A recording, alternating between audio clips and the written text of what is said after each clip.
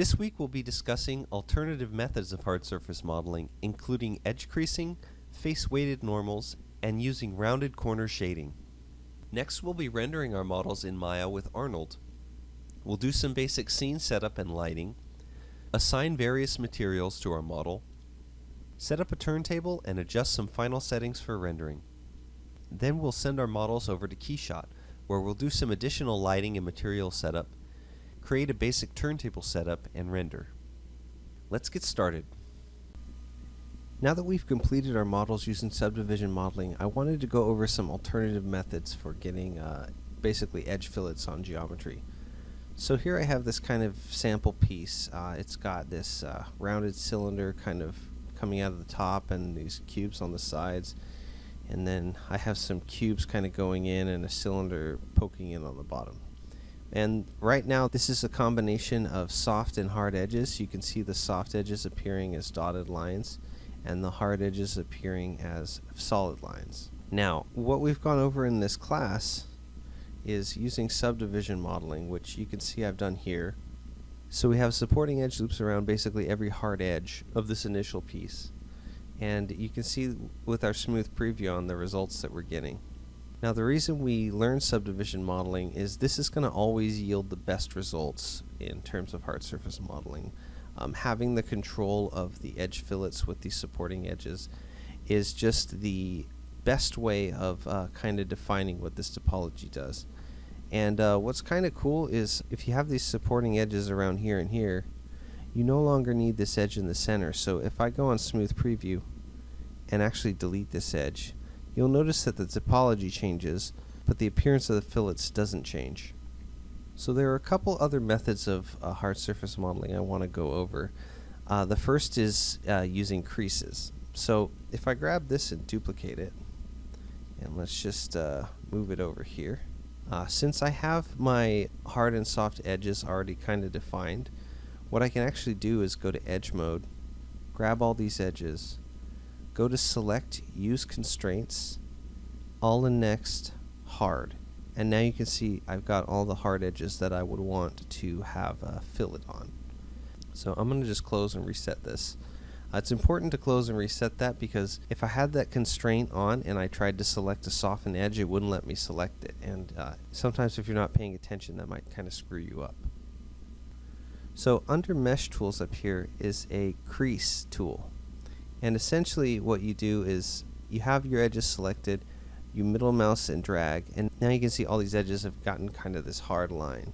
Now if we smooth preview and continue to click and drag, you can see that as we drag further, you can see that the corners of our mesh actually sharpen.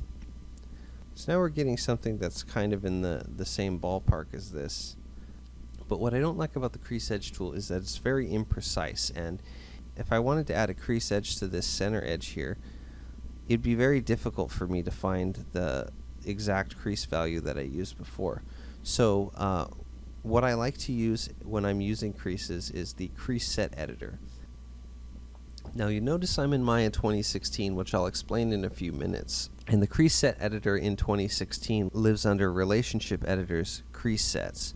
But in 2017 and 2018, under the Windows drop down, there's a section called modeling editors, and the crease sets live under there. But for now, I'll just show the functionality of the crease set editor. So we have a mesh and we've got some creases on here, but you'll notice there's nothing in here now. If I grab this mesh and go to edit and say create crease sets from mesh, you can see that it's created two crease sets from the 2 times that I used the crease tools. And you'll notice that the 2 values are very different. Now if I go ahead and delete these 2, you'll notice that my mesh goes basically back to the low res version. Now if I go back to my edge selection, what I can do in here is add a new crease set. Now when I go to smooth preview, you can see what it's doing. But what it's doing is actually a little different from what it did with the crease tool. Now if I smooth preview this, you'll notice that I'm getting something that looks like it has filleted edges. But if we zoom in here on the corners, you can see that the corners are still very much hard as opposed to this where they kind of round off. So the reason is because we're not previewing this at the limit surface. Now if I were to take this and duplicate it and just snap it over here. Now if I turn smooth preview off And let's just smooth the mesh. And I will harden my edges so you can see what's going on here. You can see that even though we smoothed it, the crease has maintained this hard edge along these corners and along these sides of this cylinder. If we smooth once more, you can see that we're getting the same result. The edges along these curves have smoothed, but the hard edges on the corners remain. Now if I go ahead and smooth this a third time, now all of a sudden we're seeing a change in the topology where it's rounding out this edge. And the reason for that is that we've reached something called the limit surface. Now the basic rule of thumb is to reach the limit surface, you need to subdivide by the number of your crease value and add 1. So in our case, we subdivided 3 times to reach the limit surface. Now since we're viewing this mesh with smooth preview on and we're seeing hard edges, we want to affect the smooth preview so it displays at the limit surface. Now there's a couple ways of doing this. The easiest way is to go up to Display, click on Optimal Mesh Subdivision Level, and now you see that the corners have rounded out. And that basically means that the smooth preview is subdividing 3 times, similar to the way we smooth 3 times here. Now if you have many creased objects in your scene and they're all at the optimal subdivision level, your scene can get a little chuggy. So I like to turn this Optimal Mesh Subdivision Level on to check my work, but once everything's looking good, I like to turn it back off. The other way to take the smooth preview to the limit surface is by using the page up and page down keys. By default, the smooth preview subdivides twice, but if I hit page up, it will subdivide 3 times, and that's essentially the limit surface. So you can see the difference between 2 and 3 when I hit page up and page down. Now creasing is a powerful workflow, but it's not without its pitfalls. Let's look at a few other examples. So I have this shape, which is basically a cube with a couple extrusions on the top here to get this kind of concave bowl shape in there. And if I were to use our traditional subdivision modeling methods to get this shape, you can see what I'm doing here. I'm essentially creating an edge loop that goes around each corner here and kind of goes on the inside of the bowl. Now if I were to use creases on this, and let's use our handy auto crease script, let me add this crease level of 2 to this. So when I smooth preview this, you'll notice I'm getting these weird results on these edges on the corners. So I mentioned before that the auto crease script is essentially setting the normal angle by 30 and selecting using constraints all the hard edges. These edges on the surface here were not part of that selection. So what's happening here is Maya is trying to smooth this top face, but it's keeping these edges along these corners rigid. So we're getting these edges that kind of go back on themselves. Now the way to combat this is to grab these edges and also assign a crease set. So let's just add them to that crease set. But if you were to come over here and do the same thing on this curved surface, and let me just deselect that center edge, deselect all these edges here, and let's just add the crease set. You can see we're still getting weird results on these edges, but they're not as prevalent.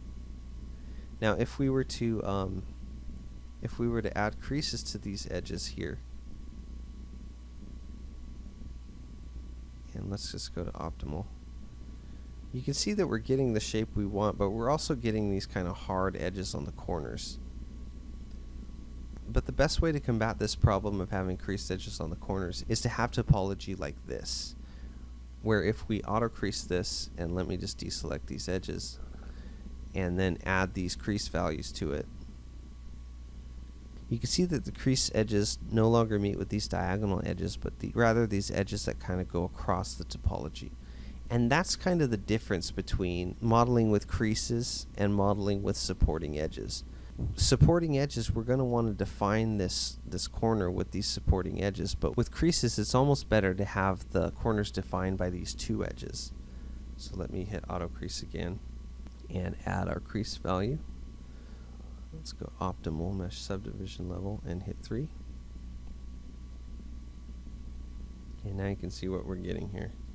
Now the reason these edges aren't looking too hard is we need to actually add these divisions in here.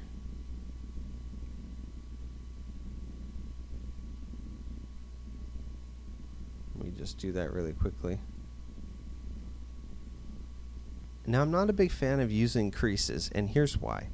So if we grab this mesh with our supporting edges and we hit Smooth Preview, we're getting pretty good results, and Smooth Preview is subdividing it twice. Now, if I grab the creased geometry here, which is considerably lower in poly count, this one is actually 128 faces, while this one is a mere 16 faces. But when we hit Smooth Preview here, and we go to the optimal mesh subdivision level, this is smoothing 3 times, and it's not getting as good of a result. So what we have to end up doing is adding these supporting edges in here. And you can see we're still not quite getting the sharpness of this first shape. So as we add these supporting edge loops, we're getting closer to this result, but we're still not quite there.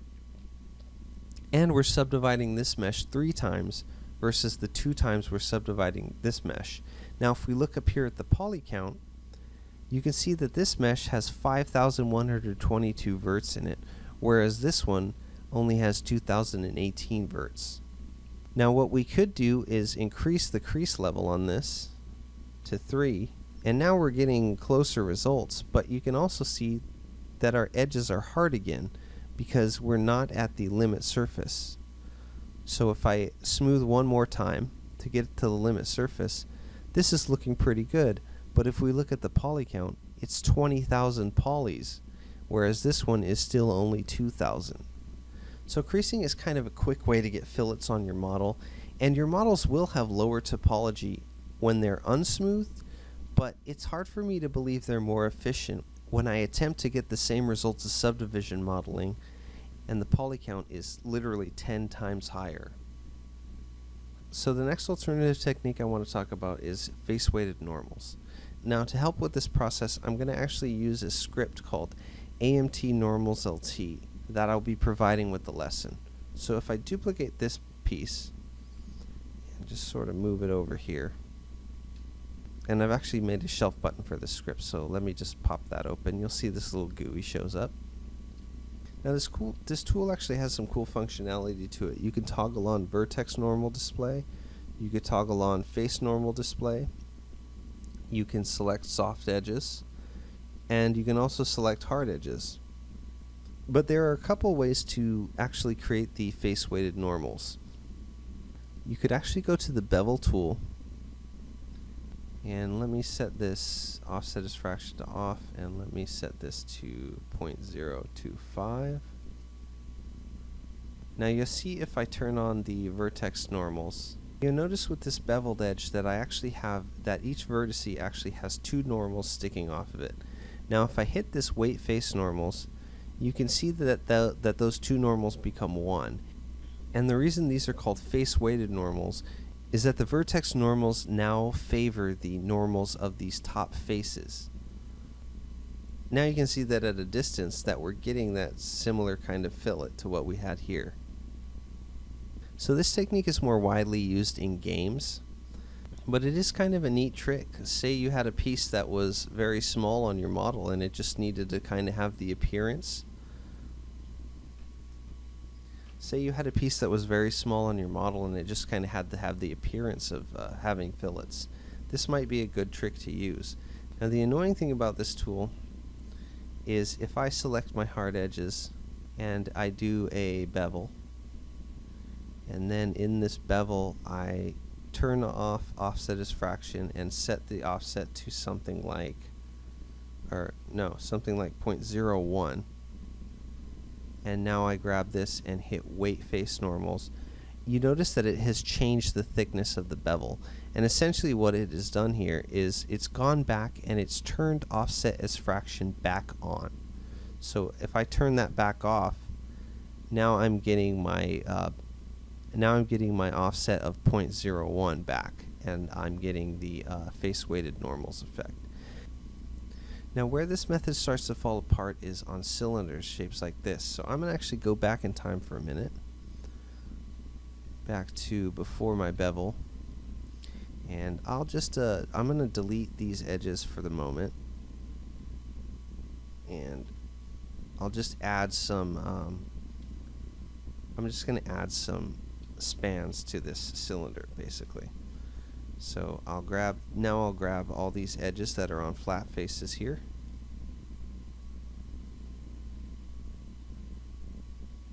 Oops.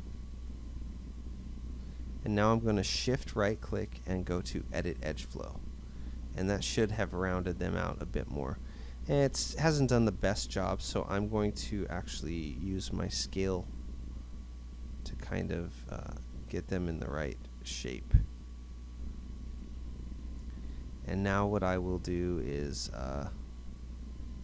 actually connect some of these edges here.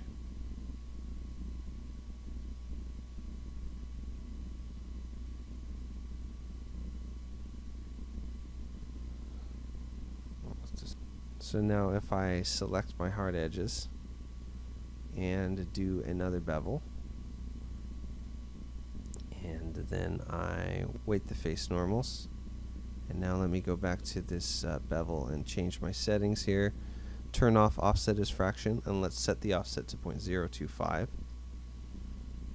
And now you can see that I've got a pretty good result with a nice rounded cylinder on top. And from a distance, it looks quite similar to our subdivided result with a fraction of the topology. So there's one last method I want to go over, and it actually uses a shader trick. So let me duplicate this, and I'll move it over here this time. And I'm going to actually do my same trick with this.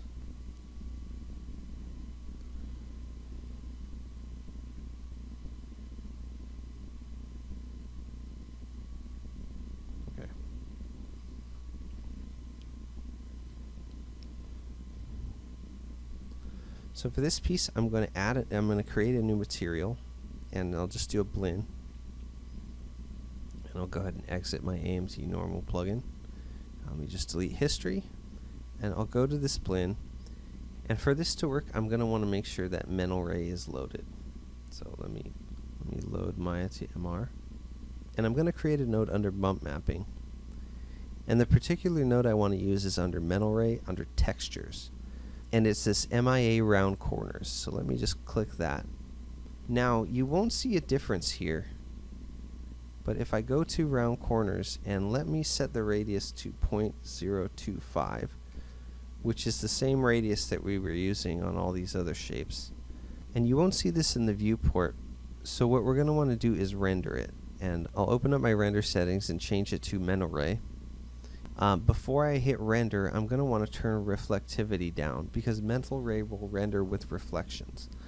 And then I will just hit render. And I'll turn my color correction off. And you can see that I'm getting these kind of filleted edges on all my corners here. But you can tell it's a total cheat because you can still see the hard corners of the mesh here. However, if I duplicate this subdivided one over, and let me turn down the reflectivity on it as well. We hide the rest of this stuff. And then we'll back up to say there and do another render. The difference between the parts is pretty indistinguishable. The other cool thing about using this rounded corners node is if I were to duplicate this part and have it crashing through this other part, it would interpolate this intersection as a fillet. So let me go ahead and hit the render on that. So you can see that even though I have intersecting geometry here, that it's treating these edges as if they were filleted edges. So it's actually kind of a neat trick, especially on geometry that's not going to be seen very well. Now the only problem is that this is a mental ray node, and as of 2017, Maya no longer supports mental ray and uses Arnold instead. However, using Arnold's shaders, we can achieve a similar result. Exit this. So those are just a few alternative methods of hard surface modeling, just to provide you guys with a few options for future models. As I mentioned before, your best results are going to come from subdivision modeling. And no one of these alternative methods is better than the other. but there's potential to combine some of these techniques and end up with a model that's lightweight and efficient. So now I'm back in my space vet scene, and you might notice a few changes. I actually updated the shape of this front wing to kind of match the design of the back wing better. I felt like those kind of knife-like shapes weren't quite the same design language as the rest, so I felt they were starting to bug me, so I felt I needed to change them. I've also gone ahead and reset up all my constraints on these motion-based parts, as well as set up some set-driven keys. So you can see I've got these 4 attributes for the landing gear on this curve. If I drag them down, you can see the landing gear animate. I've also kind of set up some set-driven keys for these thruster pieces, and you can see I've got these new pill-shaped controls here, and I've got basically a positive and negative kind of value for these thrusters that I can kind of drag. You can see it crashes through a little bit, but that's okay. Maybe it should only go to about 0.6. I can update those at a later time. But let me just set this back to 0. I also decided to make a set-driven key for these larger flaps and basically make them into air brakes. So I kind of have them splay out to kind of create drag to basically slow the ship down. So there's that. I've also modeled in a basic interior. Nothing too incredibly fancy. And what's actually cool is these old cars from the 70s actually had a very simple interiors. Let me go ahead and hide the glass so you can see a little better. So I've reused my emblems kind of on these steering wheel parts, but yeah, there's nothing too fancy in here. I did, however, find some nice textures for some airplane instruments online, so I went ahead and hooked those up and made some nice gauges in here. Just some kind of basic greeble detail in the back there just to tie it all together.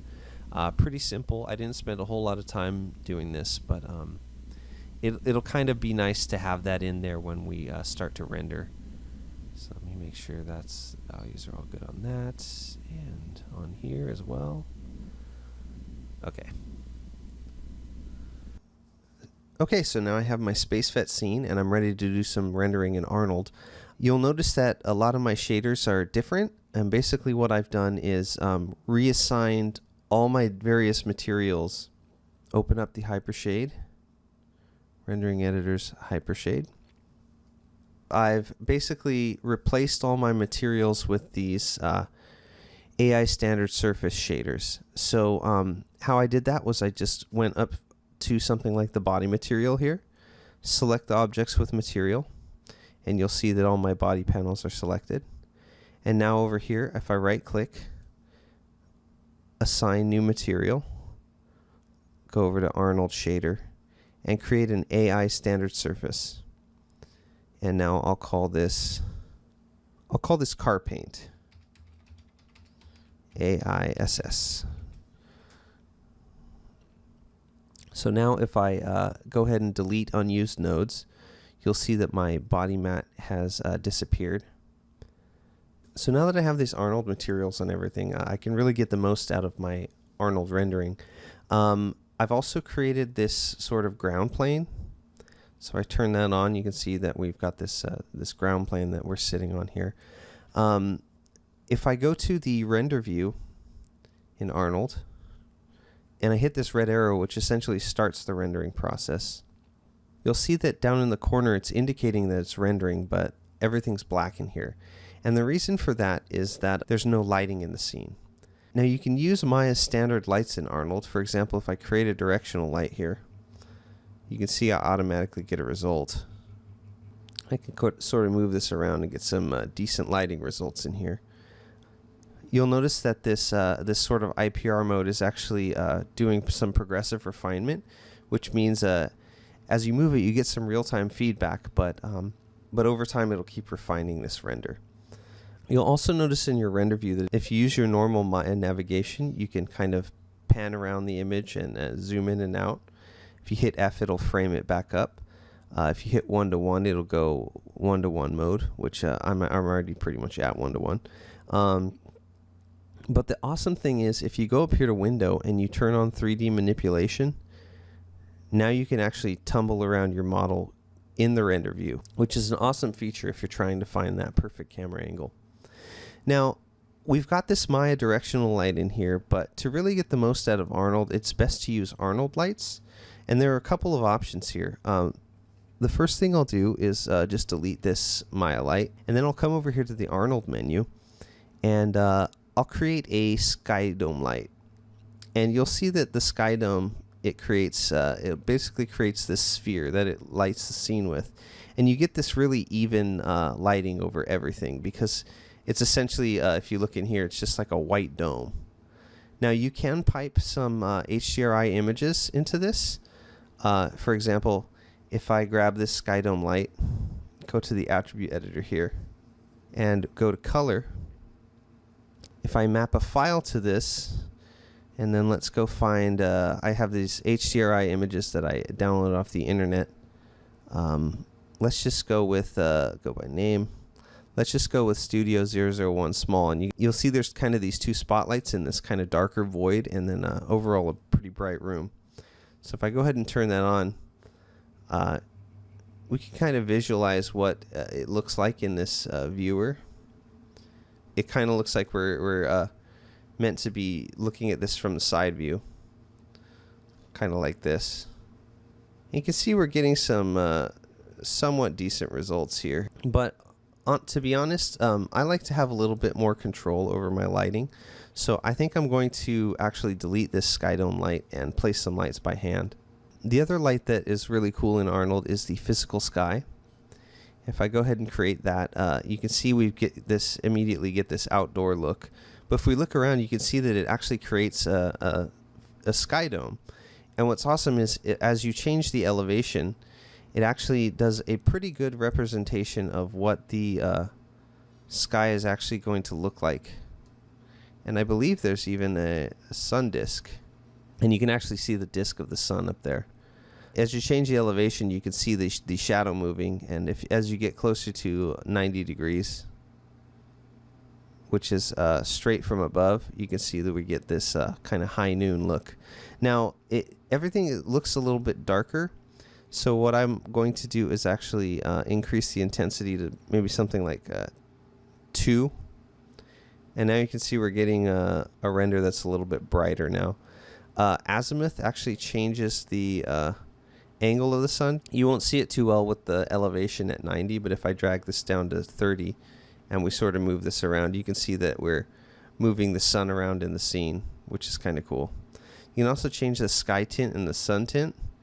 For example, if I wanted this sky to be a bit more red, I could get that kind of an effect in here too. So there's lots of options for this physical sun and sky. And it would be a really great starting point if you were creating an outdoor scene. But I kind of want to create an indoor kind of studio lighting setup. So I'm going to go ahead and delete the sky dome light. And I'm going to pause this render and just sort of minimize the render view for now. Because what I'm going to do is create some area lights. So we'll go under the Arnold tab, create an area light. Let me scale this up a bit and sort of angle it down. Let's just do, okay, so let's do -90 degrees. So now I've got this area light sort of straight up above. And if we do a quick Google search on car photo studio lighting, you can kind of see the techniques they use to light cars. And it's usually a large softbox like this, and some kind of bounce light coming from the background. So I'm going to kind of recreate that effect here. I will sort of come from this angle here, and we'll just try to, we'll get some basically key light on this car, but then in the background we'll, on this side, we'll get more of a rim light. And when we look in the render view, we'll be able to see this a little better. But I'm going to want to increase the size of these lights to cover basically the full length of the car. And Just increase them like this as well. And just kind of eyeball their placement a little better. I'm going to turn this environment to reference so you're not seeing it. So if I bring up the render view and turn on the IPR again, you can see that it's rendering, but everything is still black. And the reason is because these lights have quadratic decay on them. So if we open the attribute editor here, you can see we have quite a few options to play with. The first thing I'm going to adjust is the exposure on these lights, which will kind of just make them brighter. So I'll change their exposure to 10. And then let's bring up the intensity on this front one to something like 5. Now you can see very faintly that we can see our car. So let's increase the value here to maybe something like 20. Maybe something like 50. And so on and so forth. Maybe we'll end up on something like 200. And now we're getting kind of a nice key light on here. I'm going to increase the size of this light. But you can see what that does is it kind of increases the area that we're casting light, but it also makes the light a little bit dimmer because it basically has to cover more area. So I'm going to crank this up to 300. And now we're getting something that's actually looking pretty good. So kind of the secret to showing off a car is getting a nice rim light that kind of is basically just reflected in the surfaces here. So I'll grab this second light and let's make this like 500, something really bright. Maybe 400 would be better. So now we're getting these nice gradient reflections here that are kind of showing off the curvature of the surface, which is pretty cool. So I think I'll do probably a render view something like this. For a car, you kind of want to get kind of a low angle, like almost like a human height. I think I might change the angle of this light a bit, or maybe yeah, because I want that nice reflection on the hood back there. So I'm going to just move this a little bit. Well, that's looking pretty cool. So that's kind of a basic lighting setup. That's basically what I'm going to use for this for now. And I'm going to start working on some materials now that I've got my lighting set up a little better. Maybe I'll actually increase this to 400 as well. Nah, let's do 350 for this front one. And then maybe even for the back one we could do 450.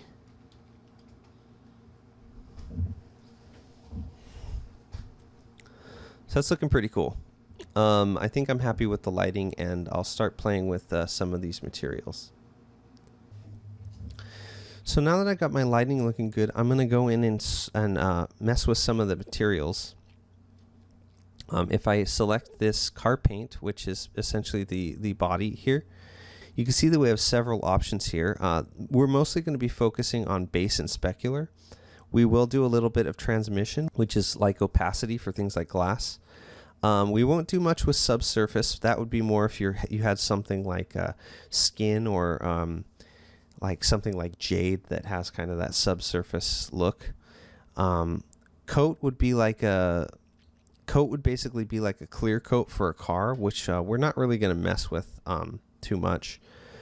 We will mess a little bit with emission, which would basically be used for something that emits light, like an LED surface or a light bulb. We're not going to really be messing with any of the rest of this stuff. We will be piping in bump maps, which are in this geometry tab, but that'll be a bit later. And that's pretty much it. There are plenty more options under here, but we're not really going to be messing with any of them. So one of the first things to do when you're working with materials is check for presets. A lot of these render packages come with these awesome presets kind of built in. If we click on the presets tab here, you can see we've got a pretty long list of different materials that we can add. Now, Mental Ray, which used to be Maya's native renderer, had all these ArcViz materials, essentially stuff you would use to render building, like concrete and metal and glass and stuff. And it seems like Arnold is much more geared towards product rendering. You see stuff like honey and milk and even blood. I honestly think this assortment of materials is very odd. There's some very oddly specific stuff in here. But a lot of this stuff will kind of provide a starting point to any material you would want to make. One of the cool ones to play with is clay. If we hit replace on this car paint shader, you can see we get this kind of deep red clay. If I were to make this something a little more neutral, I could pipe a medium gray into color. This clay, however, is also utilizing subsurface. So if I go in here and do that same gray, so that's kind of a good clay material to use if you want to do a clay render of your model. I oftentimes like to spice up my clay renders by having little metal details.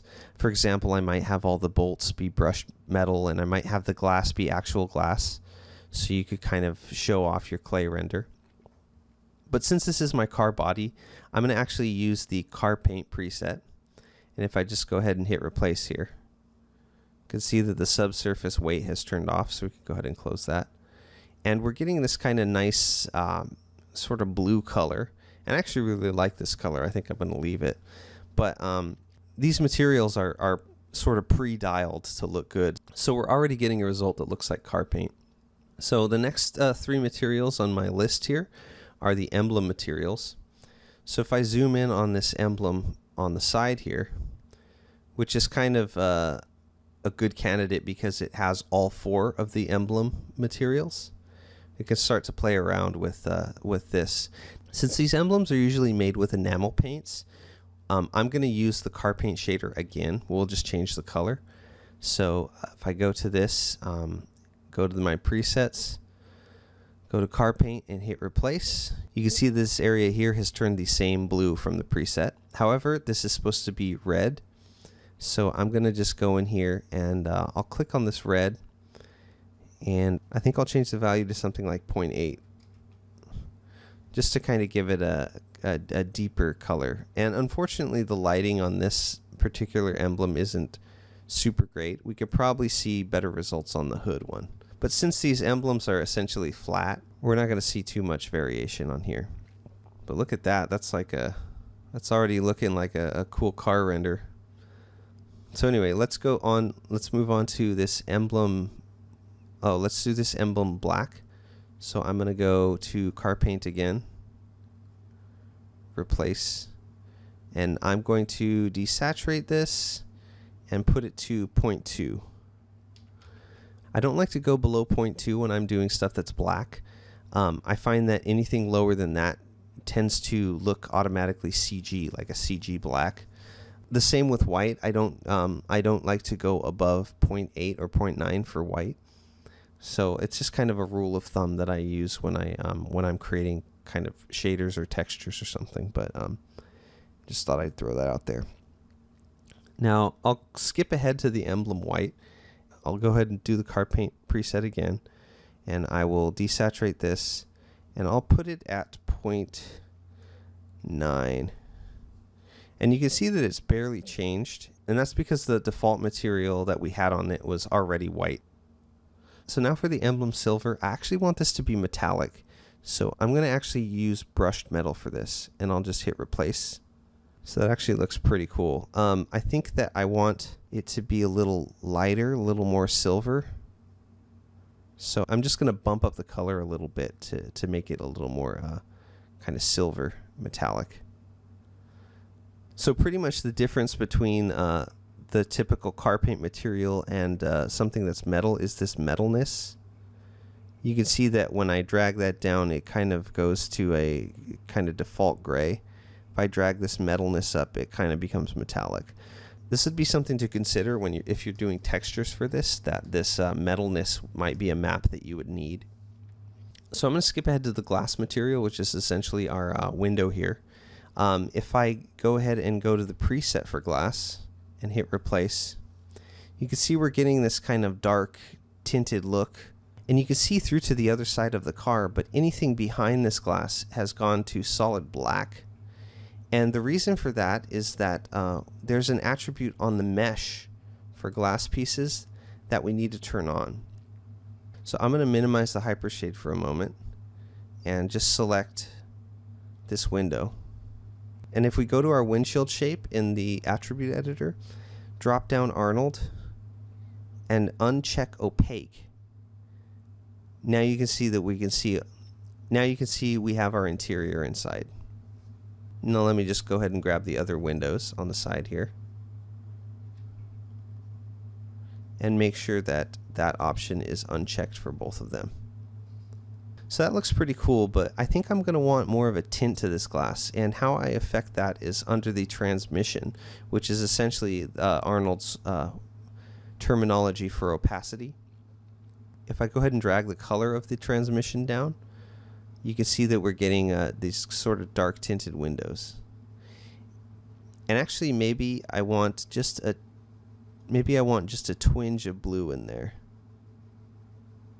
just to kind of make it a little more glass-like. So I'll go 0.05 on the saturation and get it kind of that cool blue color. So I'm actually going to skip ahead from the headlight glass to this leather material, which is on the inside of the car.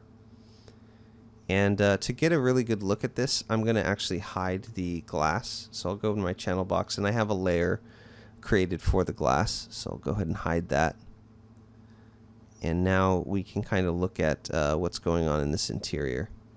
Now there's no preset for leather, so I'm going to actually use rubber, and we'll kind of adjust some of the settings. So if I hit replace, now you can see all my black leather, which is essentially all the interior, has been replaced with this rubber material. So I'll close my transmission and emission tabs. So I want this leather to have a bit more shine than the rubber has. So I'm going to actually decrease the roughness a bit. And that will kind of give it more of a glossy feel. Almost like it has a fresh coat of armor all. So I'll just even this out to 0.35 because I'm a fan of nice even numbers. And now if I go to the leather brown, I can go ahead and set the same rubber preset. And remember that I set this to 0.35. And now I'll get that same kind of specular tint to it.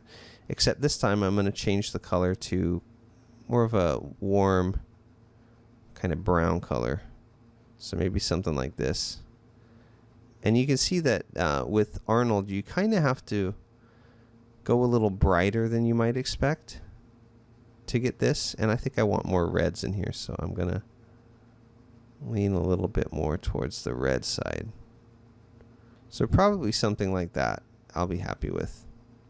So that kind of just adds a little bit of an accent color to our interior. I'm going to skip to this metal brushed, which is essentially just going to be the brushed metal material.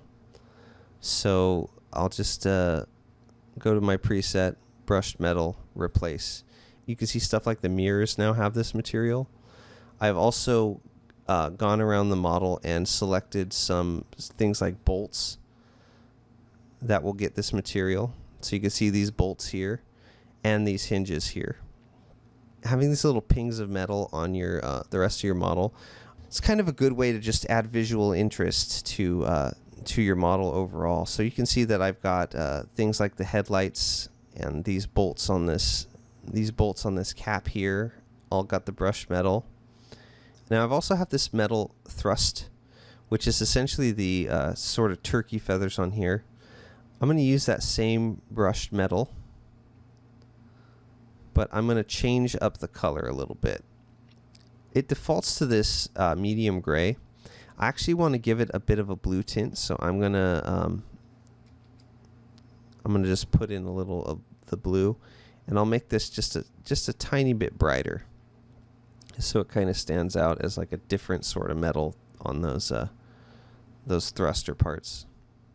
Kind of similar to what our greeble material was before. So I've got these few meshes that have this mirror material on them. Of course, these side mirrors and some of the headlight reflectors on the inside of the headlights have this mirror material. So I'm just going to assign it chrome and just hit replace. And what's cool is, since this is a flat plane, you can it kind of acts like a real mirror within the renderer. So we can kind of see inside the car. If we were inside the car, we could actually see what we might see behind, and we could even hand rotate and adjust the mirror if we needed to. Now, I've split the greeble materials into two basic shaders. I've got paint black and paint silver. So for this paint black material, I want to kind of recreate what a real undercarriage of a car would look like. So I just did a quick Google search of the undercarriage of a Corvette C3, and it's usually all this kind of basically pretty matte black paint with some usually silver accents and pipes. It would be cool to kind of do this orange somewhere, but I'm not really sure what piece would be good to do that on, so I probably won't do that. But even this one, you can see it's kind of just blacks and silvers. You got some cool copper variation on that. Maybe we could add some copper or bronze into our silver, but I think I'm pretty much going to make these materials just kind of by eye and not use a preset. So I'll start by making this color maybe something like 0.3, just kind of a nice dark color. And if we look at the reflection on here, the default material is actually quite glossy. So I'm going to increase the roughness by quite a bit. I don't want it to be completely rough where you can't see anything, but maybe something like 0.5 would be good, where you're still seeing some reflection. It's just very blurry reflection. But I think other than that, I'm pretty happy with this material. So I'll just leave it like that for now. And actually, I feel like these fuel lines on this engine need to be this silver color. So I might do some reassignment in a moment. And it looks like these are not getting the proper material either. So I took a minute to do a bit of reassigning. Some of these pipes and stuff weren't getting the material I wanted them to get, so I just went ahead and reassigned them. So let's adjust our paint silver now. I want this to be silver, so maybe it'll be let's try 0.6. So we've got kind of a gray paint color here on some of these pipes. But I definitely want the roughness to be like similar to the other paint. So I'm going to bump it up to 0.5. Actually, let's go, I'm going to go look at these large pipes back here, which kind of have this material on them. And maybe we could get a bit more of an idea of what's happening here. So I want this to be relatively rough. I'll maybe try 0.3. So it's got some reflection to it, but it's not as dead as the black paint. And actually, let's bring the black paint down to 0.4, just so it's got a little bit of specularity to it. For this silver, though, I might want it to be more of a metallic paint, so I can kind of kiss in a bit of metalness. You can see that if I drag this all the way up, it becomes full on almost like chrome. But if I just add a little bit of this, maybe 0.25, I'm getting kind of a metallic paint look, which is kind of cool.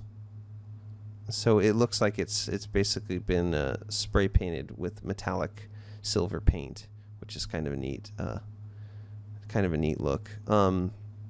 It's kind of just to differentiate them as pipes that are added onto the surface and just kind of catch your eye a little better. Alright, so now I'm going to do this black plastic, which is essentially these pieces in the interior on the steering column.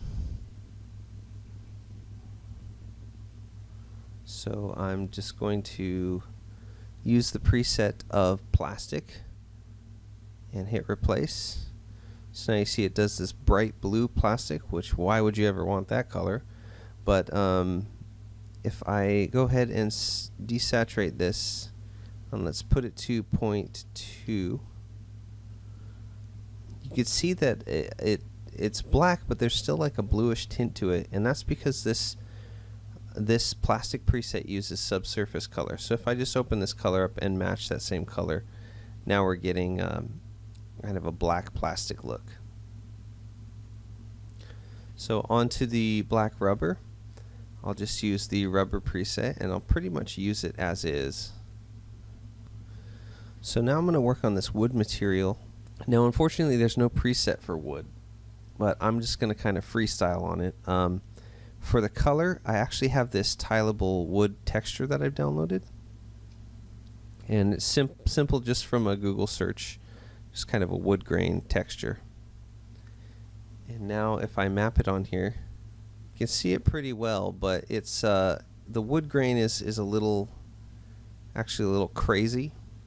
So on the 2D place texture node, I'm gonna just repeat these UVs maybe 4 times. That's pretty good, pretty basic wood texture. I think that this is gonna be a little too glossy though.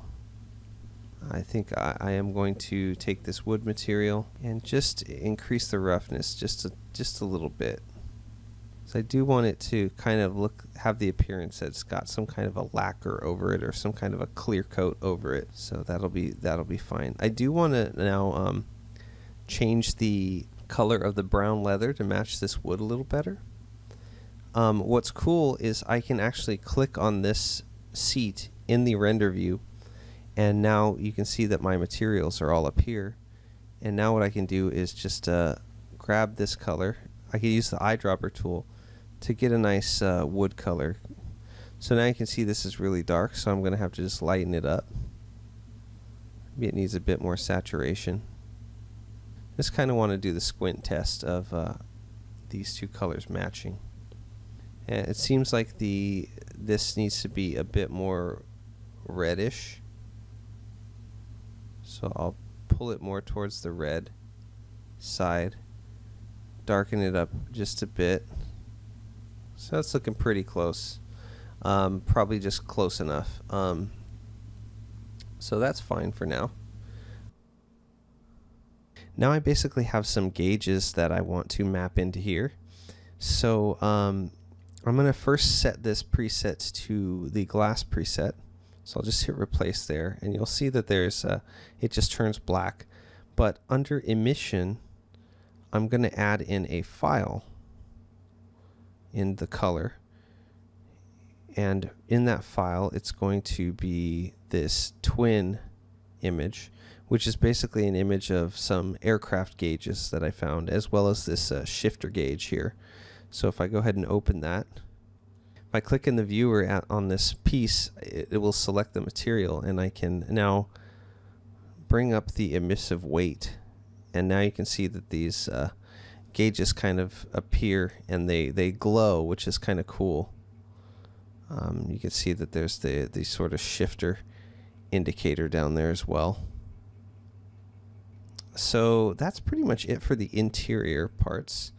So I'm going to go ahead and turn on my glass again.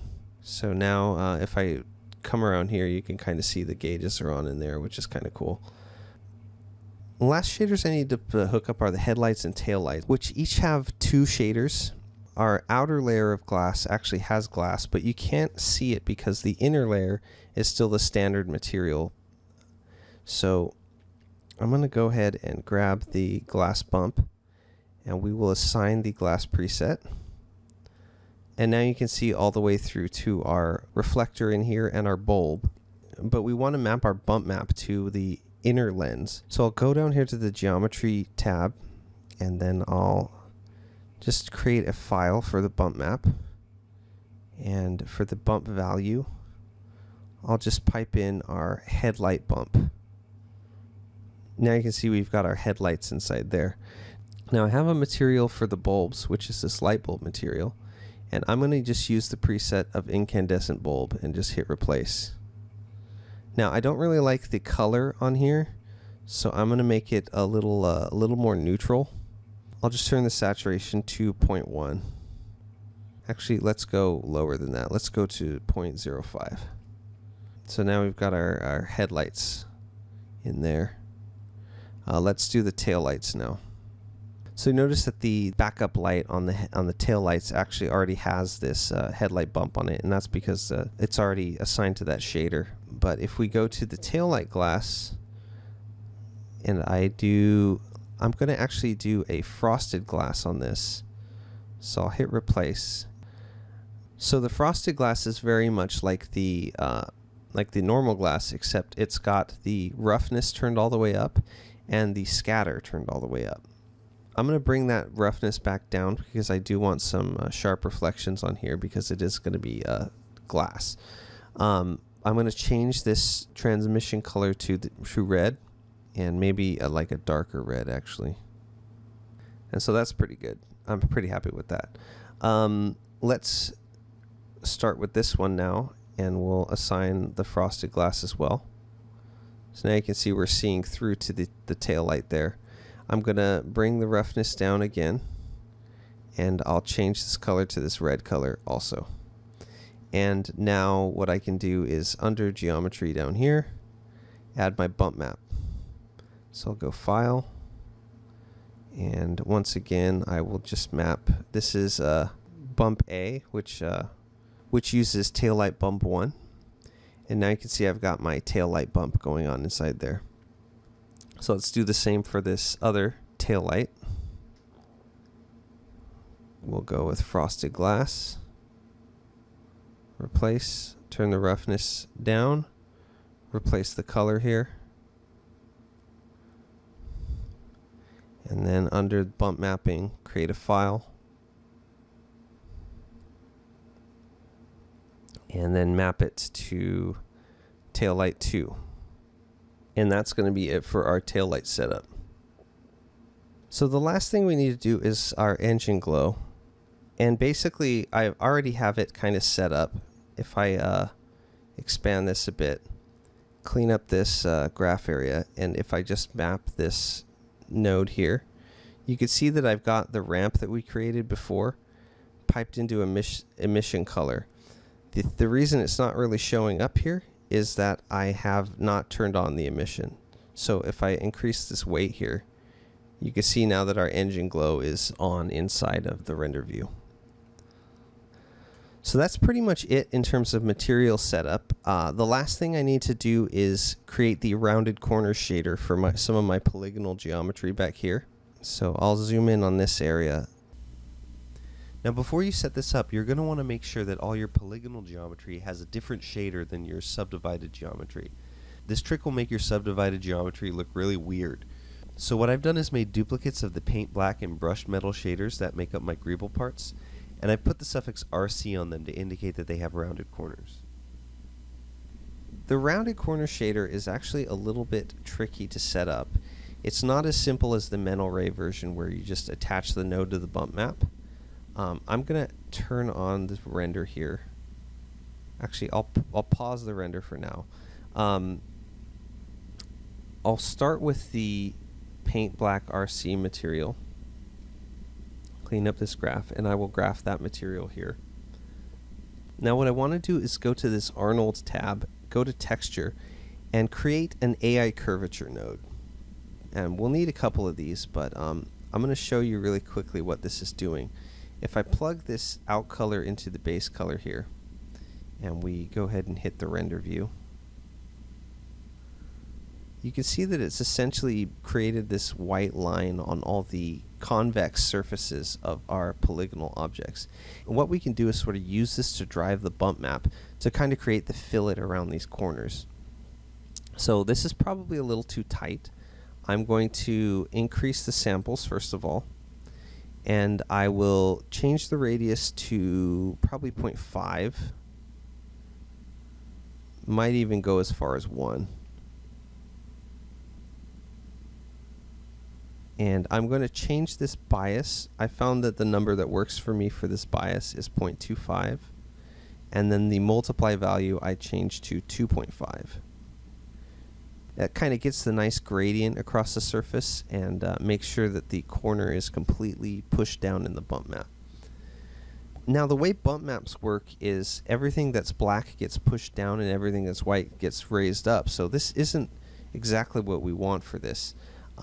So what I'm actually going to do is delete that connection, and under this shader, under the bump mapping node, I'm going to map a layered texture onto this.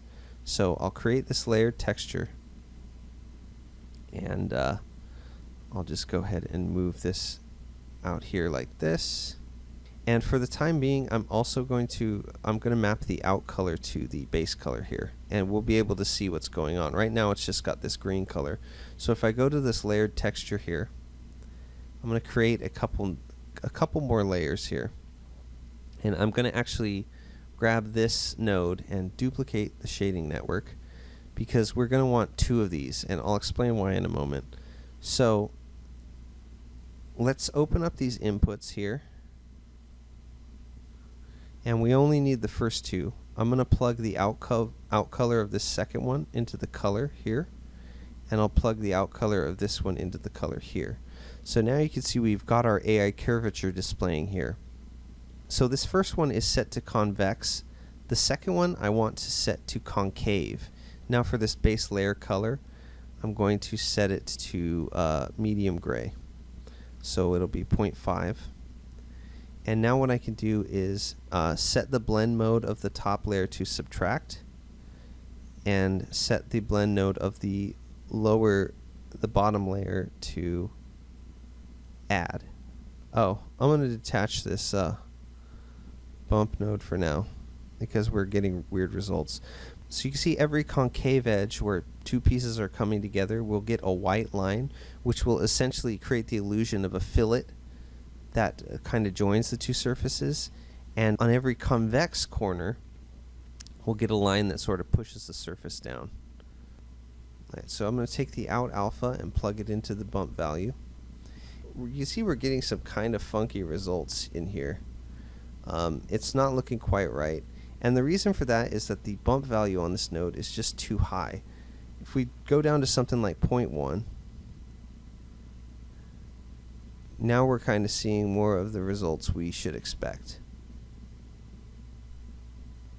So you can see what's happening here. It's basically creating a softer transition across these edges in the bump map. And it's not good up close, but from far away it's actually pretty effective. Now what I can do is grab all these nodes and then grab my metal brushed RC node as well, and then I'll just graph everything. And now what I can do is actually reuse this bump 2D node on the brushed metal part. So I can just grab the out normal from the bump 2D node and plug it into normal camera, and now all my brushed metal bolts will have the same rounded corners. And it's kind of good to set things up like this where they're sharing this node, because then if I want to adjust these values, it affects both shaders, which is kind of good. So I think this will be effective for what it is. The unfortunate thing is that the metal ray version of the rounded corner shader is just way better than this. It's a lot easier to use, and it's just more robust, and it ultimately looks better. I used it a lot on my renders of my personal Falcon, and I was really pleased with the results. So that's basically Arnold in a nutshell. There are a couple things to note. The one complaint that most people have about Arnold is that everything ends up looking very grainy. There are quality settings in the render settings, but a lot of times that doesn't do much. I find what kind of helps eliminate some of the kind of salt and pepper feel to the shadows and stuff is actually just upping the samples on the lights themselves. So if we go to the attribute editor on this area light, you'll notice the samples here are at 1. If I set them to something like 4 and then do the same on this light, you'll see a lot better results in the shadows when this refines. That's kind of just something to look out for. So that's using the Arnold renderer in Maya, which is native to Maya in 2017 and beyond. It's a cool renderer, and it's pretty straightforward and easy to use. It's actually a little more user friendly than Mental Ray was, but there's still things that I definitely miss about Mental Ray, the rounded corners being one of them. But you can get some pretty solid results out of Arnold.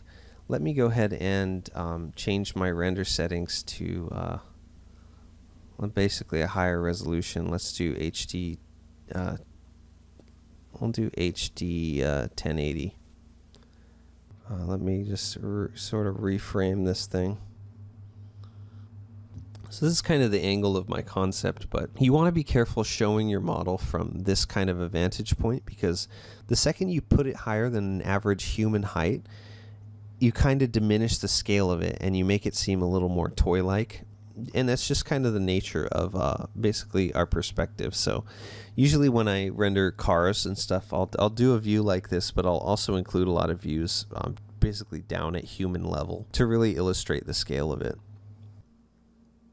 So after you've let this render for a while, you'll want to save the image, and how you do that is just go up here and say File, Save Image.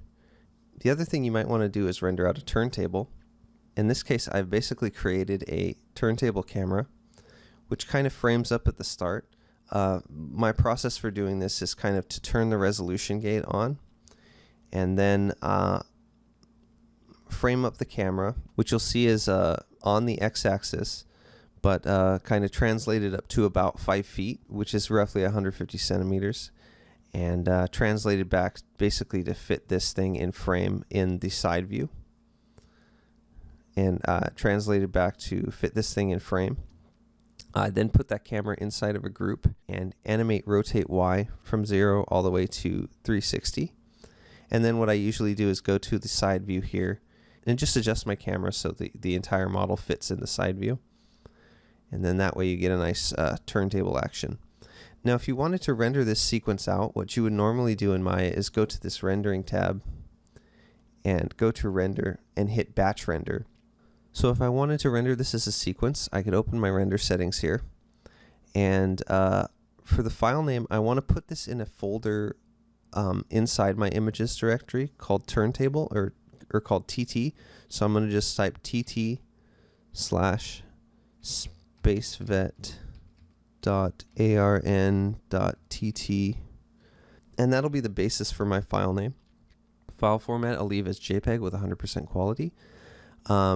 I'm going to change this from name single frame to name.number.extension, and I'll leave the frame padding at 4. So now you can see what my file names are going to look like. But I want to change the end frame to 120. So now you'll see my start and end frame. And HD 1080 is what I want. So I think that's fine. Go ahead and exit that. Now in previous versions of Maya, what you would want to do is make sure this is on set to rendering. Go to the render tab and hit batch render. And that would essentially render out all your frames. If you do this in this version of Maya, you will end up with Arnold watermarks over everything. I think it's something to do with the licensing of this batch render script. What you're going to want to do now is render sequence, and that will render your sequence without any watermarks or anything. So that's just something to keep in mind if you're used to previous versions of Maya. Alright, so now I've stepped back in time a little bit, back to when I had basically my normal Blinn and Lambert shaders on my space vet. And I'm ready to send this over to Keyshot, but just to make things a little interesting, I I basically posed this thing to be in kind of a flight position. Yeah, basically retracted the landing gear, kind of tilted the engines a little bit, and tilted the car forward a little bit. So basically saying this is how it would fly. The one thing to point out before we send this to Keyshot is that if you have anything with a surface shader on it, it will not send the piece to Keyshot properly. I would recommend switching everything you have to Blinns and Lamberts, and Keyshot will be able to interpret those. So you basically just need to have Keyshot open, which I do. This is kind of what it looks like. And there's a Maya Shelf plugin that you can download from Keyshot's website. And basically all you do is click this Send Scene to Keyshot button. So now here I am in Keyshot. It did take a few minutes to make the journey over here, but you can see right off the bat that Keyshot sliding is pretty solid, and it's basically just using an HDRI, but it's all physically accurate, and it's CPU based instead of GPU based, so it's oftentimes it's a little bit faster than Arnold is at refining the render. Anything you had smooth preview on in Maya gets sent over here with smooth preview on in here. So that's really cool. So let's play around with a few things. Keyshot has these few tabs over here. Different colors, different textures you could use. Environments, if you wanted to change this environment to like a street or something, or this kind of outdoor scene. Maybe you wanted to kind of see your vehicle on this road or something like that. There's all kinds of different environments, and what's awesome about Keyshot is everything is set up to drag and drop. So if you do want to change the environment to say something like this, you literally just drag it onto the viewport, and then you get the result right away. And the lighting in here is actually really awesome. Anyway, I'm going to return to this startup lighting because I kind of like it to showcase the model. So this side of the window is basically a content browser, and this side of the window is essentially your scene. So you can see there's an environment tab here and an environment tab here. If we go over to this environment tab, we can make some adjustments here. You can, for example, rotate the lighting environment here to kind of maybe adjust the reflections and stuff that you're getting. I'm just going to set this back to 0.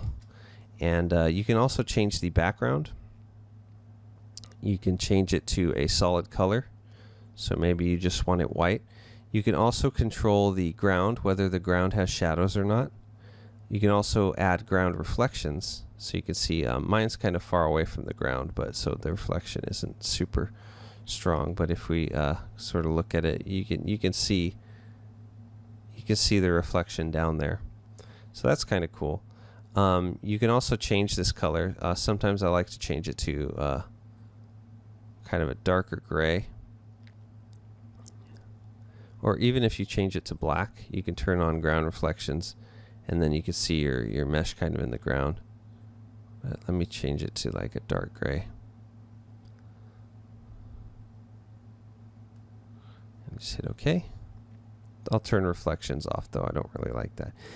You can also use a backplate image, and it will actually, you can load up any image if you wanted to, say, have your model in front of a plate that you've taken or something like that. You could do that as well. So that's kind of a cool thing. What we're going to be messing with the most in here, I'm going to change this back to lighting environment just so we can kind of see this within the lighting environment. What we're going to be messing with most in here is materials. So if I go to the material tab over here, you can see that I have all these materials already in here, which are all the ones from Maya. But these aren't going to be the materials that I'm going to adjust. Unlike Arnold, Keyshot comes with a massive library of already made materials. So we can just scroll through here, and it's basically everything you could ever think of. So Keyshot was essentially developed for product rendering, and oftentimes companies that are doing product rendering demand to have very specific values for all their paints and colors. So this Axalta paints are actually examples of real-world paints that are out there. I think by the company Axalta. There's cloth and leather, gemstones, glass. There's all kinds of stuff here, and all of these presets are fully editable as well. So we'll be assigning materials, and we will also be adjusting them and hooking up textures and stuff like that as well. So let's get started. For the body material, I think I'll use. I won't use the Axalta paint. I'll just go to paint here. I'm going to use this gloss red and put it on the body. And what's awesome about Keyshot is it's literally just drag and drop materials on there.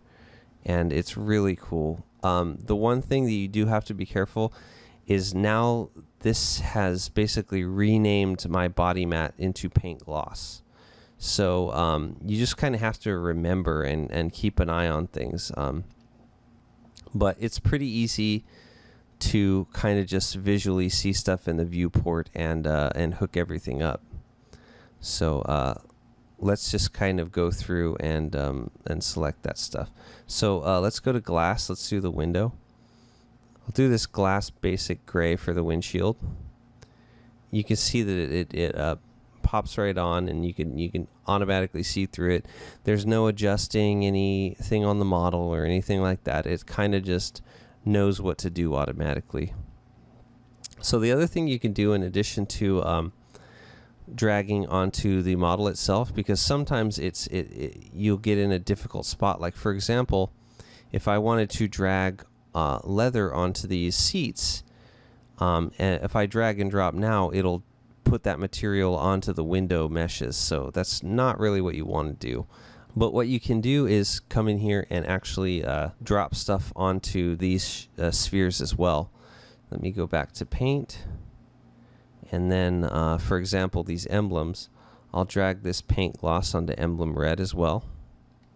I could zoom in on this front emblem. And maybe I'll do a different color. Maybe I'll do this orange for the car itself. And then, so I've got this paint gloss red on this emblem here, and I'll do paint gloss black on this emblem black. Paint gloss white on emblem white. And then on emblem silver, I'm going to do a metal. So I will do, let's see what this polished aluminum looks like. So it looks okay. Maybe I'll do this rough aluminum instead. Yeah, I kind of like the rough aluminum a little better. So that's pretty cool. It's pretty quick to get that result. You can also open up these materials and kind of get more of a breakdown here. Like if I wanted this to be some kind of a chrome, maybe I'll put chrome rough on these, on all our bolts and stuff. So now I've got this rough chrome on all the bolts in the scene. And you could further break your materials down in Maya and sort of get to them that way.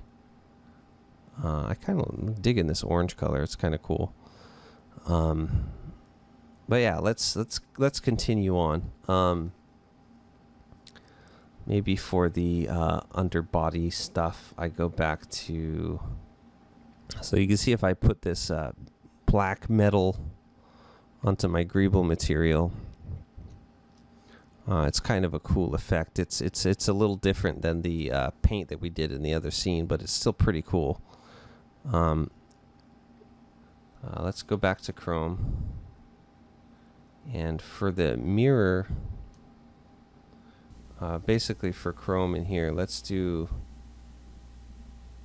Chrome polished, and I'll just drag it onto this Chrome here. And now you can see I got my mirror working again. Yeah, so that's pretty cool. Let's see, so I've got, what else do I have in here? It does get a little hard to keep track of this stuff in here.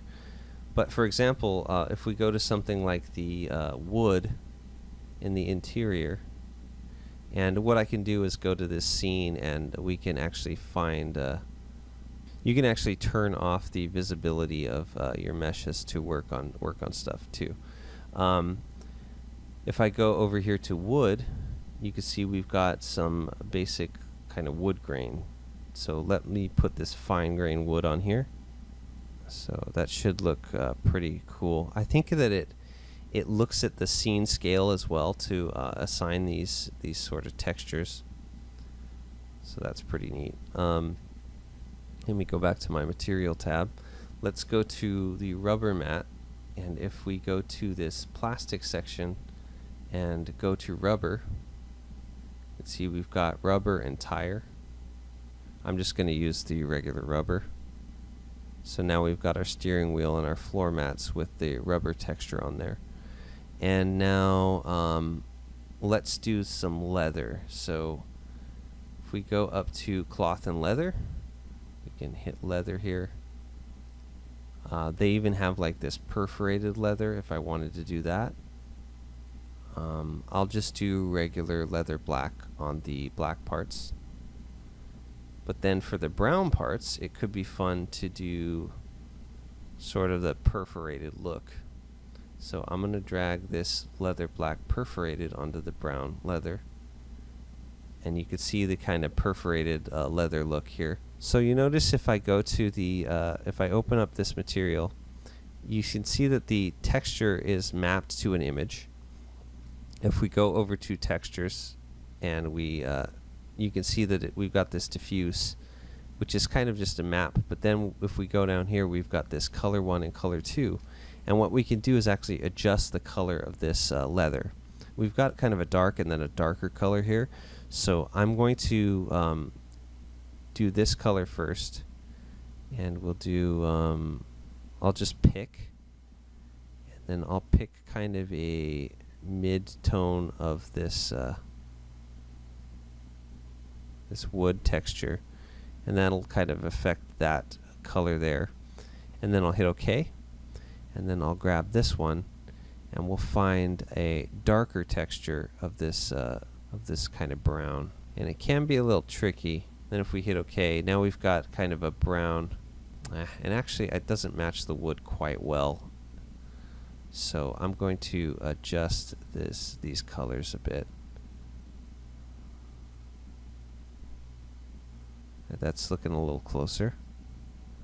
And then let's get let's hit OK, and then let's get this one, and we'll just pick a darker color, but not completely black. That's probably a good one there. So hit OK there. We've got a wood grain, we've got a nice perforated leather as well. And if I just let this refine for a little bit, we can see the perforation pretty well. I think that I'll kind of let's go to HSV mode on here. I'll just kind of lighten this up a little bit. So now we can see the perforation a little better, and you can see it on this material swatch and kind of get it that way.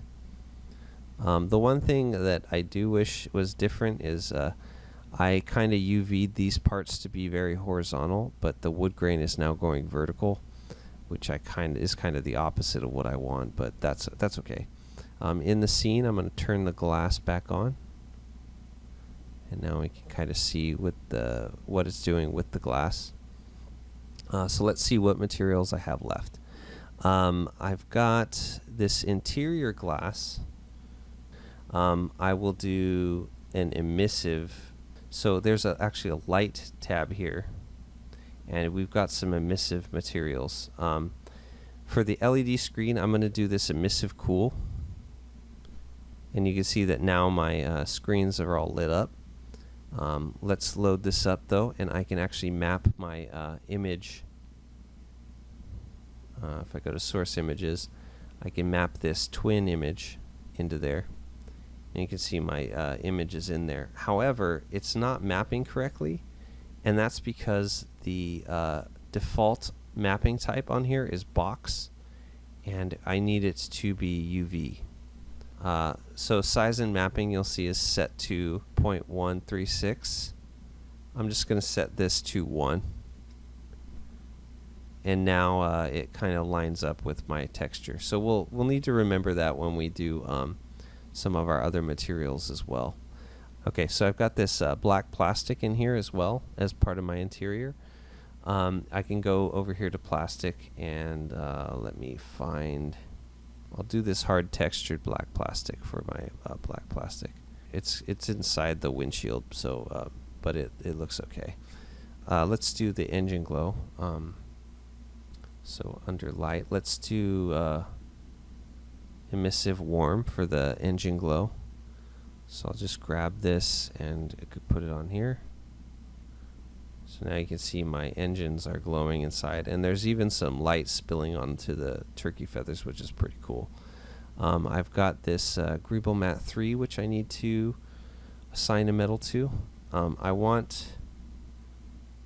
do iron rough for these So that's kind of just adds a little bit more visual interest to those turkey feather parts. But it's still pretty cool. I like having these extra parts be a little metallic. The one thing that I did miss in this scene versus the other one is these sort of pipes here. I didn't separate them out. There is a way to update from Maya, but you're going to lose all the shader work that you've done because it doesn't maintain the shader names. But that's okay. We can kind of just deal with it. So I've got this other greeble mat. I think I will find some silver paint. Let's see. Paint metallic, dark cool gray. I think I'll use this paint on my pipes and stuff.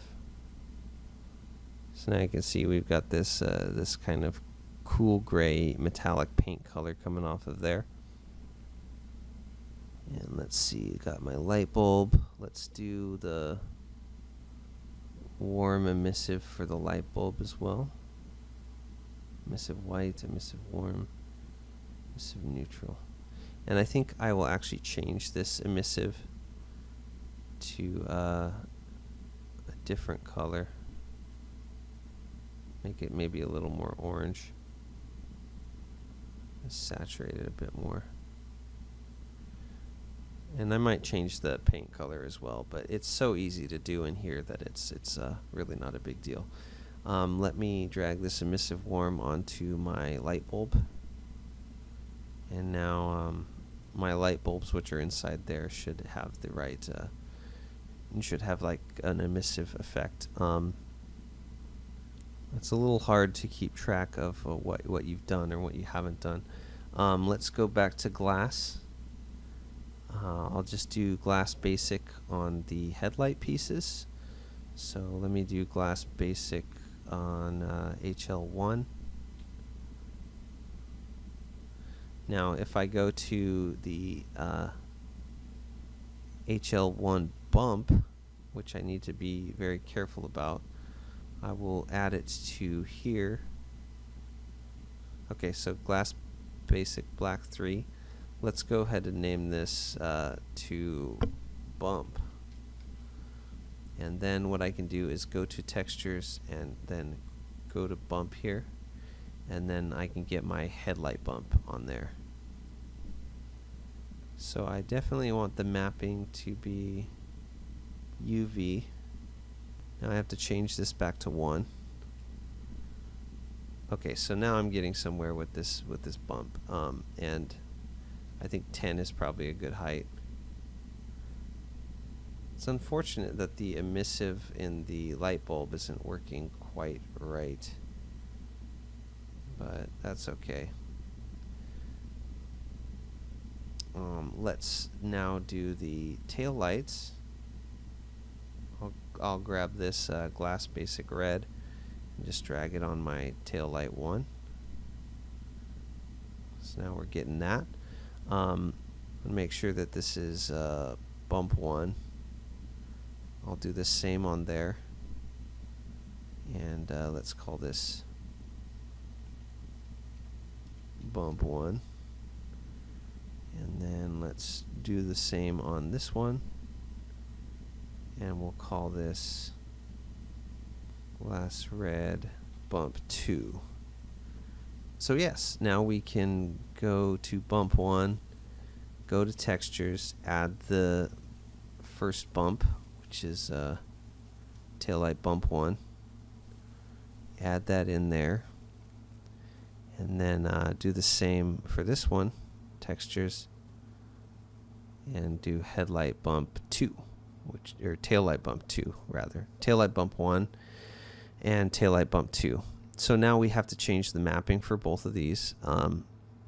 Let's change it to UV, and let's change this to 1. And now let me set the bump value to 10 as well. And so now we're getting that that kind of checkerboard look on this light here. And for this other one, let's change the mapping to UV. Change this value to 1. And then also set the bump value to 10. And so now we're getting our tail light effect. So that's basically it in terms of the materials here. We've basically assigned materials to everything. Keyshot is great because it's kind of like you don't have to think about what your materials need to look like. You don't need to think about adjusting roughness or anything. It's basically just drag and drop and figure it all out. Now, the last thing that I want to talk about in here in terms of what we're seeing is rounded corners. Now, since we've named everything that needs rounded corners with PLY, I can just type in the wildcard PLY and Keyshot will automatically select all of them. So right now I'm in scene materials. If I go over here to the properties tab, you can see that there's this rounded edges over here. So I'm going to set this to 0.5. And as easy as that, we've got our rounded corners on our polygonal geometry, which is leaps and bounds easier than what we were doing in Arnold. So, and maybe this is too much. Maybe let's do 0.25. But you can see how quickly we were able to do that in here. And I have noticed before in some other scenes some artifacts on these rounded edges in Keyshot, but it seems to be working pretty well here. Yeah, I definitely am a fan of the easier to do workflow. And let's have a little fun with this paint job. Maybe we do something silly like this iguana green or this juiced melon. It's kind of a fun retro color. So one of the other cool things about Keyshot is we can set up a quick turntable in here. If we go down here and click and double click this animation tab, you can see that it opens this animation window, and right now there's it thinks there's animation on this scene, which there isn't. I think it just is confused because I have a lot of constraints and stuff set up. But if I go to Animation Wizard here, click Turntable, and let's go to Next. I'll just select this top node here, and then just go Next. Let's do rotation. Let's do the full 360. Center of rotation is model, and then the time settings, I just do linear. So it's just a consistent animation. You can do start and end. You can do duration. Let's do 24 frames a second here. Let's do 5 seconds. So it does a 5-second turntable. And then if I just hit finish, and then we drag along here, you can see that my turntable is working. So now what I can do is kind of just frame it up. If I go to image here, go to a preset, and let's just do 1920 by 1080.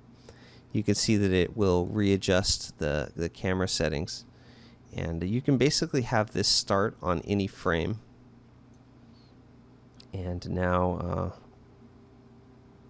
let me turn this properties so we can see the full timeline. So now you see our animation down here. If I scroll down, so now you can see our animation down here. So the other thing that's cool is we can actually go to the cameras here, and it has imported our camera through Maya. But if I want to create a new camera, it basically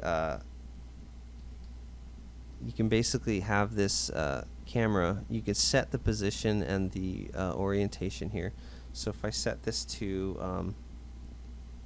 180, for example, you can see we're starting at the side view. Let me set this to 90. Let's do -90 actually.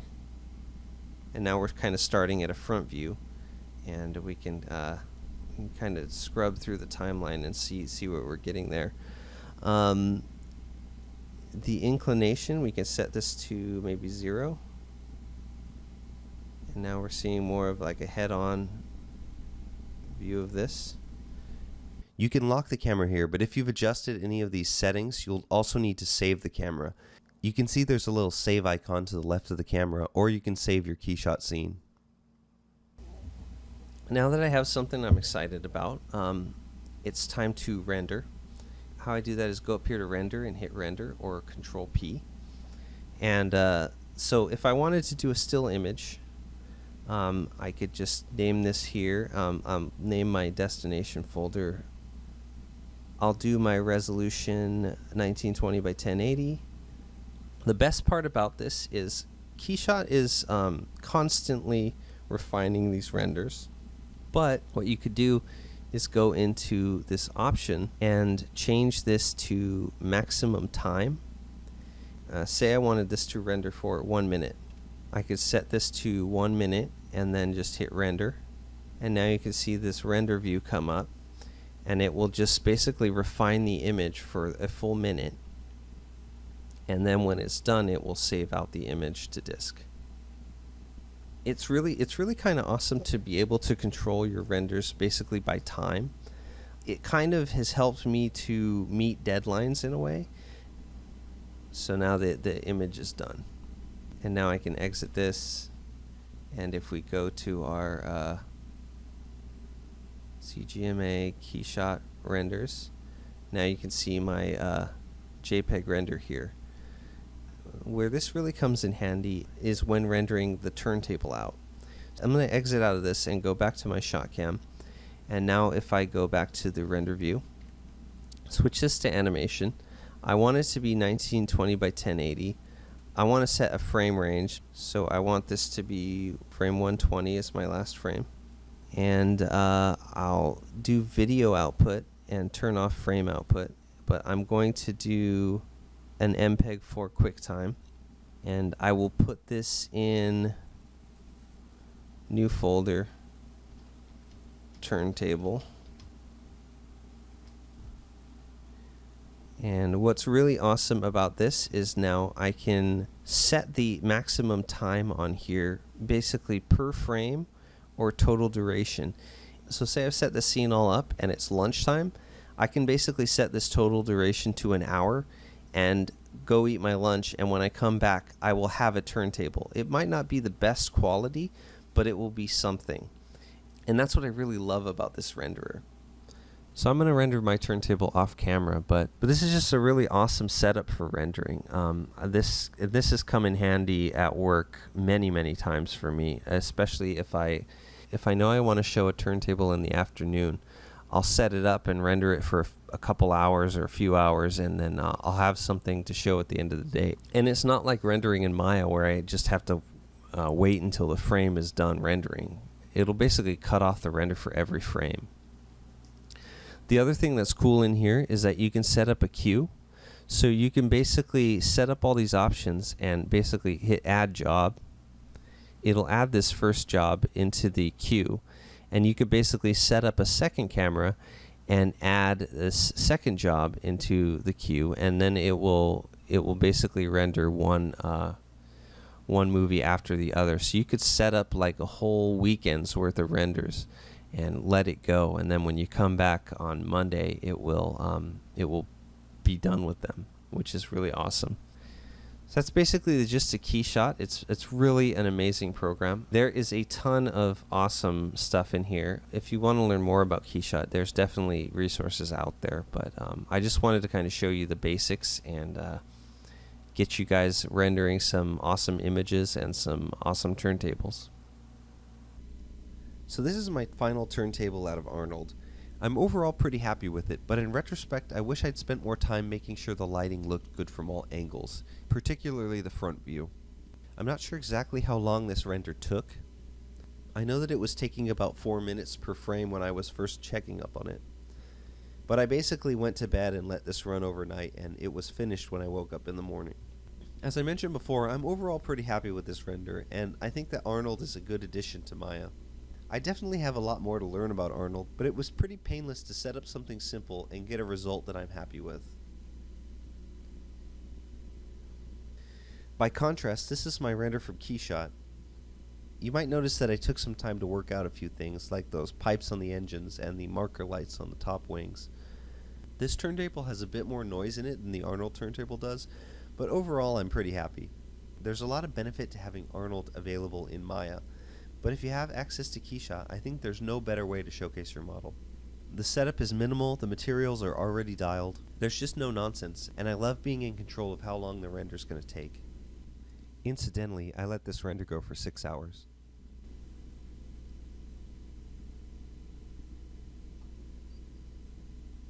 This is our final class, and I'd like to see a turntable render of your model if you have time. But if you don't have time to render a full turntable, I'd love to see some beauty shots and some detail callouts, which would be good to include if you decide to post your model on social media like ArtStation. You've worked hard over the last 10 weeks, and now it's time to show off all that hard work. So that's going to do it for this class. I'd like to thank you for sticking it out to the end. I hope you have enjoyed this class as much as I've enjoyed teaching it. Hard surface modeling is what I'm passionate about, and it was fun to share that passion and excitement with you. But without further ado, this was Hard Surface Modeling for Films. I'm Jay Machado, signing off.